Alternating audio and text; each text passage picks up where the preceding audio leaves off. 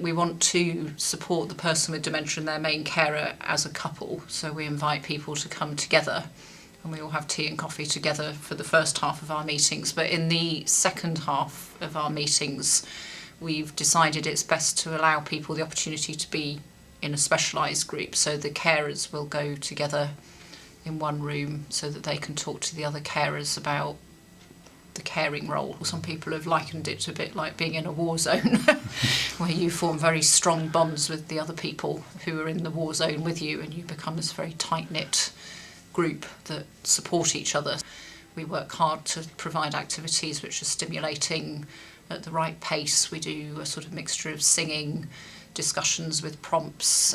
We've just recently got money for Memory Bank DVD, so we can actually show original footage of Bradford Market in the 1950s, and we sort of, the ethos really for the people with dementia is that they should come and have fun and just feel normal, you know. So we adapt ourselves so that everything goes at their pace. We take the cue from them. The Memory Tree is quite new and growing. What are your plans and hopes for it? Yeah, well, we started really from just running the groups voluntarily and then formed the Memory Tree so that we could apply for funding, because we found there was a need for these local groups. So we've founded 4 groups so far through partnership working either with local churches, is usually our partners, but one group is a community centre.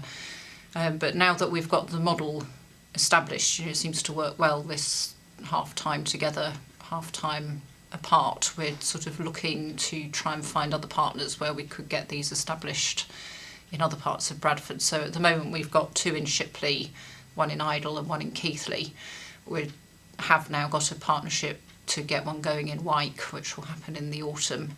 And then if we can get the Wyke one going, we can kind of, I suppose, define what the nature of partnership working is and what we put in and what we expect the partner organisation, which would be a local place because of this importance of the local. Could you explain what the opportunity for the local churches is to support or get involved? So churches themselves really want to know about dementia, so I've done a lot of work going to churches, running workshops, doing talks to congregations, which has 2 benefits. One, it helps the congregation to sit up and take notice and feel it's okay to talk about these things, which is quite a big barrier, but also it's attracted interest, so a lot of our volunteers have come to us through these sort of church networking kind of events. So I think it's a sort of 2-way thing, that we help the church by giving them the knowledge, but a lot of the time we benefit because we get another volunteer or 2. Is there something you can think of that has really encouraged you and warmed your heart in relation to what you've seen happening as a result of this project? Seeing the friendships forming between the people with dementia and the carers and each other in these groups really gelling.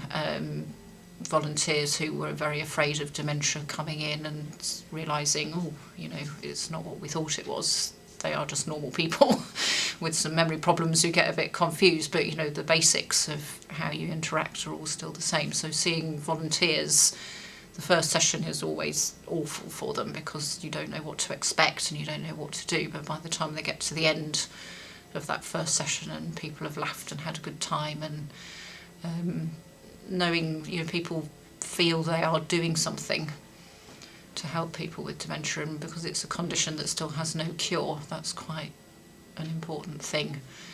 I mean, for me personally, the hard thing is when a carer will come to you with problems you just can't solve and you think, how on earth is this person going to manage, and you're actually quite worried for people. Sometimes when people get to the end of their tether and you don't have an answer, that that can be quite difficult, but that's been amazing as well, that if you give people the chance to tell you how awful it is, they go away and somehow they find the strength to get to the next phase, and then they come back and say, oh, thank you so much, and you sort of think, well, all I did was stand there and go, oh.